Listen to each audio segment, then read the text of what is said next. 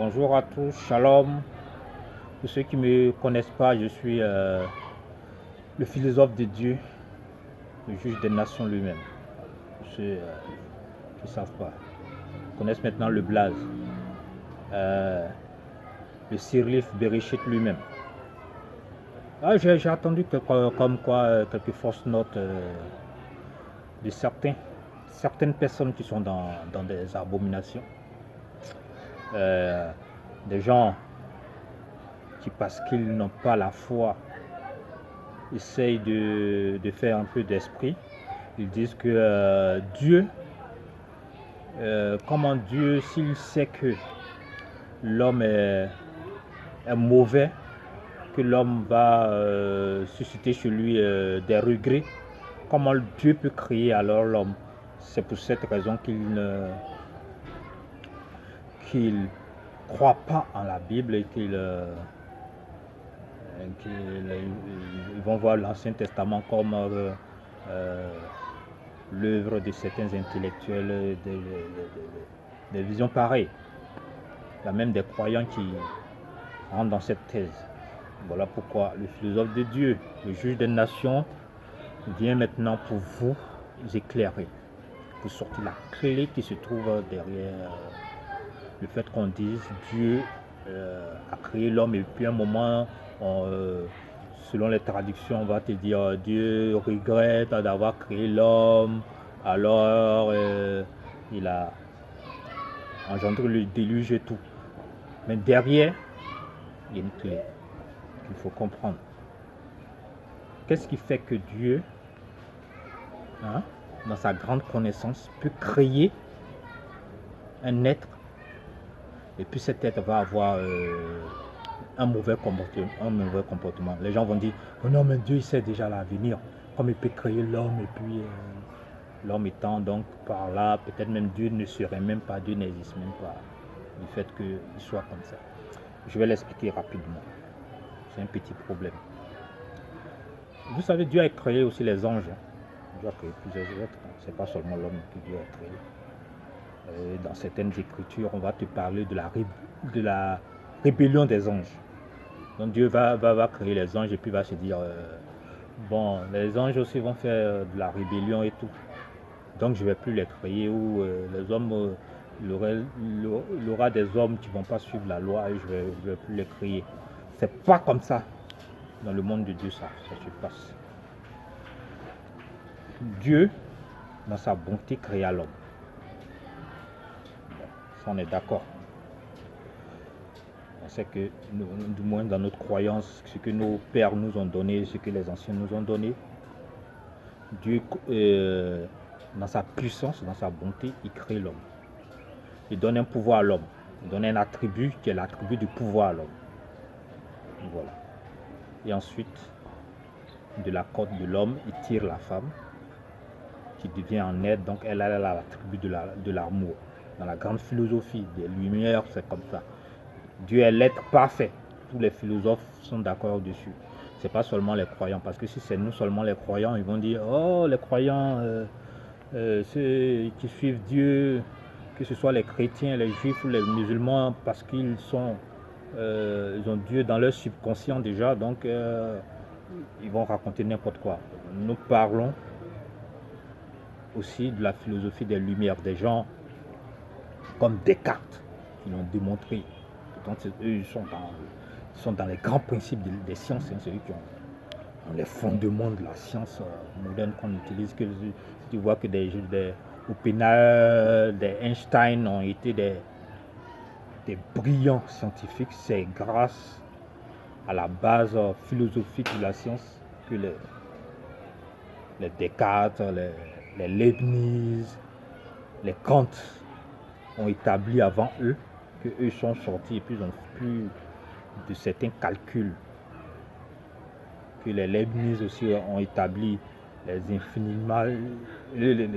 calculs sur l'infinité et autres que ces gens-là ont établi, que eux sont devenus des grands scientifiques.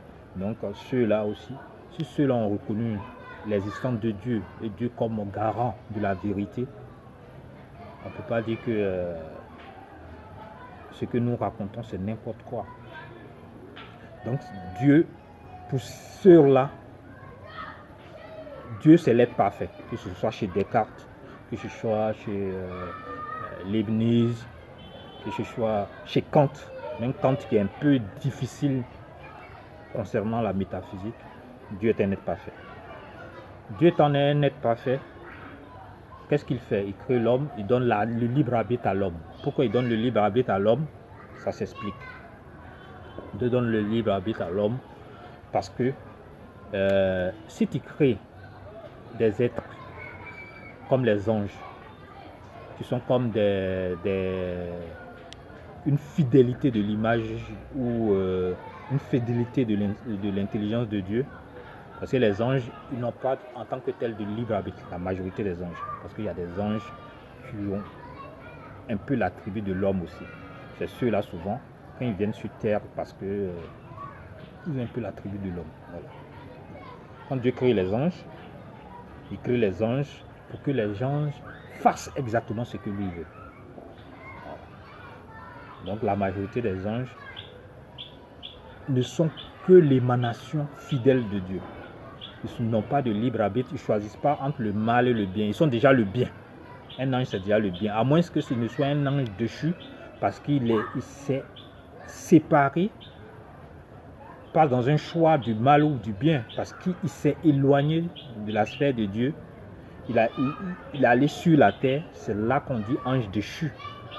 Ou bien Dieu a donné un ordre, et lui, par rapport à une mystique qu'il a, sa propre mystique, il sort de l'influence de Dieu, il sort de l'intelligence de Dieu. Il devient un ange déchu. Parce que Dieu le déchoit immédiatement. Il ne profite plus de son attribut d'ange. Il y a ça. Et il y a l'homme à qui Dieu a donné le libre arbitre. L'homme a le libre arbitre, c'est-à-dire l'homme peut choisir entre le bien et le mal. C'est le grand bien qu'on puisse donner à quelqu'un. C'est-à-dire, à la limite, ce que Dieu aurait fait, il aurait créé un autre Dieu. Ce qu'on peut faire au-dessus, c'est de créer un autre Dieu. Mais comme tu ne peux pas créer un autre Dieu, tu crées un être qui peut choisir entre le bien et le mal, qui a le libre arbitre. Il a le libre arbitre. Dieu fait ça pourquoi? Parce que ici, il a créé les anges qui sont comme des êtres robots. Donc, tu appuies le bouton, tu emmènes l'image et ils font ce que tu as mené, l'image que tu as menée, comme on le fait sur les écrans. Maintenant, il faut créer un être qui te choisit par amour. Si tu choisis par amour, c'est que c'est un grand être. Maintenant, s'il choisit le mal, c'est qu'il n'est pas bien. Mais au moins, pour avoir la preuve de son amour, il faut lui donner le libre arbitre. Si tu ne lui donnes pas le libre arbitre, comment peux-tu savoir que c'est un être du bien? Il y a des écritures même qui disent que quand on a créé l'homme, il y a des anges qui sont venus et tout, qui se sont plaints pour qu'on a créé l'homme et tout ça. Et Dieu a dit, bon, ok, vous les anges, vous dites que ouais, l'homme est comme ça, il mange de la viande et tout ça. Donc, on va emmener certains d'entre vous sur la terre. Vous aurez la capacité d'aller sur la terre. Et vous allez voir de vous-même si en étant sur la terre, vous pourrez être comme l'homme. Vous pourrez choisir le bien comme l'homme choisit le bien. C'est comme ça, il y a d'autres qui sont venus chercher, ils sont venus sur la terre, ils ont commencé à chercher les femmes partout. Leur lumière qu'ils avaient là, leur beauté qu'ils avaient, ils ont commencé à draguer les femmes partout parce qu'ils avaient la puissance. Et quand on a comparé, on a vu que l'homme était mieux, même sur la terre, l'homme était mieux que eux. Et ça, c'est pour l'histoire, pour certaines écritures. On parle de ça, par exemple, dans le livre d'Enoch, par exemple. Si vous voulez avoir beaucoup d'informations sur les anges, lisez le livre d'Enoch. Voilà. Vous aurez beaucoup d'informations là-dessus. Et pour l'histoire, alors, qu'est-ce qui fait alors que l'homme,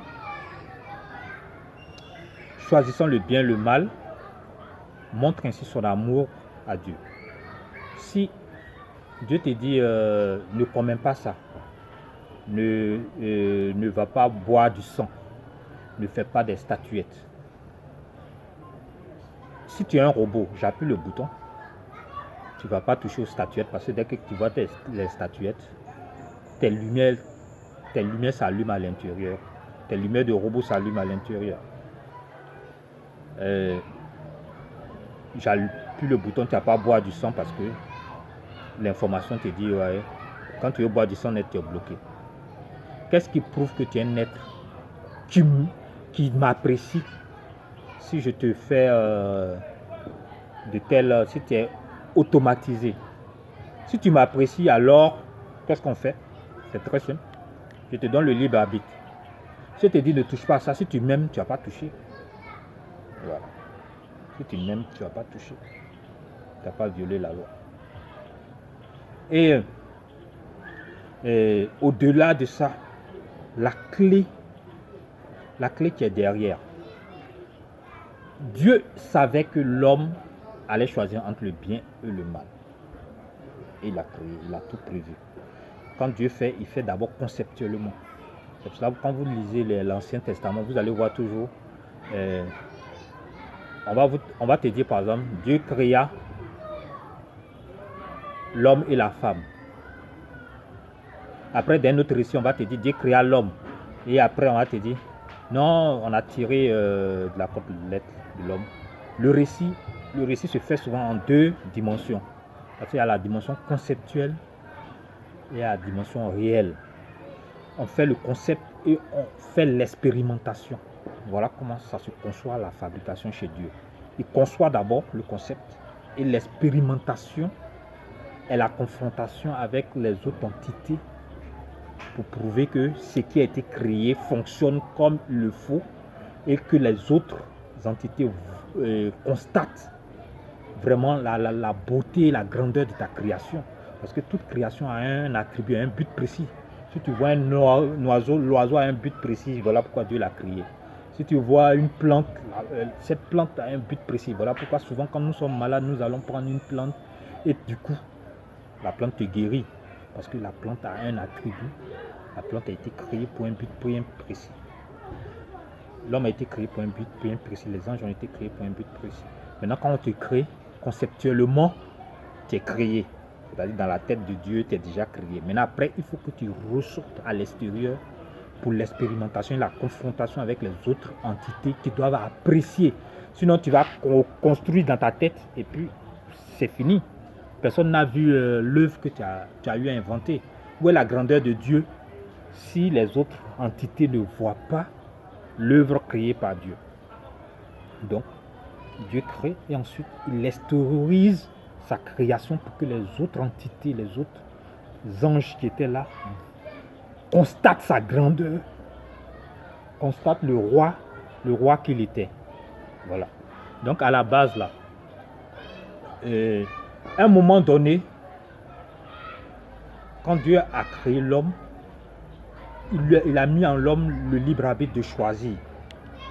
Comme ça, l'homme, les autres entités aussi vont voir à un moment donné, après la conception, les autres entités vont voir à un moment donné que l'homme est un grand être parce que malgré son libre arbitre, il choisit Dieu. Malgré son libre arbitre, il choisit Dieu. Ça, c'est d'une part. Maintenant, pour celui qui dit que Dieu savait que l'homme allait connaître le mal, pourquoi il l'a créé? Moi, je te dis, pourquoi l'homme ne prospère pas dans le mal? Voilà la prévision de Dieu. Pourquoi alors l'homme ne prospère pas? C'est-à-dire pourquoi alors l'homme, quand il est dans le mal, il n'est pas heureux, il ne gagne pas beaucoup et sa vie s'écoute quand il est dans le mal. Quand Adam et Ève ont mangé le fruit, on leur a dit que vous serez comme des dieux, mais vous allez mourir. C'est-à-dire le reptile, le serpent, ne leur a pas dit, vous allez mourir. Il a dit simplement, vous serez comme des dieux. Comme c'est un être qui avait l'attribut de la visée, l'attribut de l'information, il a péché en ne leur disant pas qu'ils seront comme des dieux, mais ils seront des dieux mortels. Voilà. Si toi, tu comptes sur la connaissance infinie, la connaissance absolue qui se trouve chez Dieu, Tu peux être un Dieu, mais tu deviens un Dieu mortel. Tu deviens un Dieu mortel parce que tu n'as pas suivi l'ordre de Dieu. L'ordre de Dieu, quand tu ne suis pas l'ordre de Dieu, tu commets le mal. La véritable définition en dessous du mal, c'est ne pas suivre la loi de Dieu. Vous allez faire toutes les confrontations, si tu veux, la loi, c'est de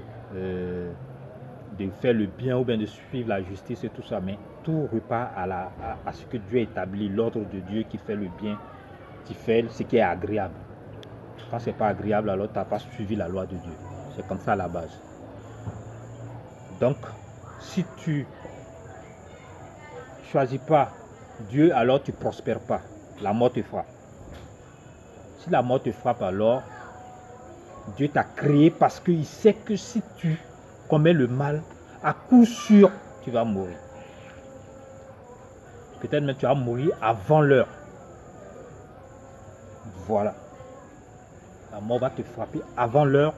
Donc Dieu t'a créé parce qu'il sait que de toutes les façons, tu es comme condamné à faire le bien. Voilà pourquoi il te crée, malgré qu'il sait que tu peux choisir le mal. Mais il sait que si tu choisis le mal, le contrat entre toi et lui sera interrompu. La mort alors va te frapper parce que tu as compris, tu as commis le mal. Voilà pourquoi l'homme avant pourrait faire 1000 ans, 2000 ans. Pourquoi aujourd'hui l'homme fait 120 ans? Parce que la mort frappe de plus en plus l'homme. Aujourd'hui, on a fixé ça à 120 ans, mais demain là, peut-être même si tu as 50 ans, tu as eu beaucoup, tu as fait dans les années 3000 là-bas, là, si tu as 50 ans même, tu as eu beaucoup. Hein, si tu as eu même 50 ans, tu as eu beaucoup parce que même les gens qui vont dans l'univers, dans les étoiles là-bas, là, ils disent que quand c'est comme ça, la pression même qui est sur toi là, fait que tu peux mourir rapidement là-bas à côté des étoiles là que ici. Parce que c'est des dimensions qui tuent. C'est des dimensions où le péché est énorme plus qu'ici. Ici, on a la nature et tout. Voilà. Et donc, à la base, là, sachez que la clé qui est derrière l'homme ne prospère pas dans le mal. Et Dieu crée l'homme parce qu'il sait dans sa prévision que l'homme ne prospère pas dans le mal. Voilà pourquoi il a créé l'homme. Il sait que s'il crée l'homme, même s'il commet le mal, c'est comme s'il se supprimait de lui-même. Voilà pourquoi le déluge, quand l'eau est tombée, tout ça, les gens sont morts. Les gens sont morts. Mais il y a l'Ancien Testament dit quoi? Il y a un qui était imbu et juste, qui savait suivre les préceptes de Dieu, qui savait en tout cas qui ne se mettait pas dans les abominations des hommes. C'était Noé. Pourquoi Noé n'est pas mort? Et à cause de Noé, sa descendance est restée. À cause de Noé, les animaux qui étaient là sont restés. Pourquoi on ne dit pas les animaux vont commettre le péché, tout ça? Ou bien les animaux ne vont pas commettre le péché, mais ces animaux-là vont mourir. Pourquoi on n'a pas dit ça? Parce que les animaux, justement, quand Dieu te crée, il sait qu'il y a un bien en toi, tu ne commets pas le mal.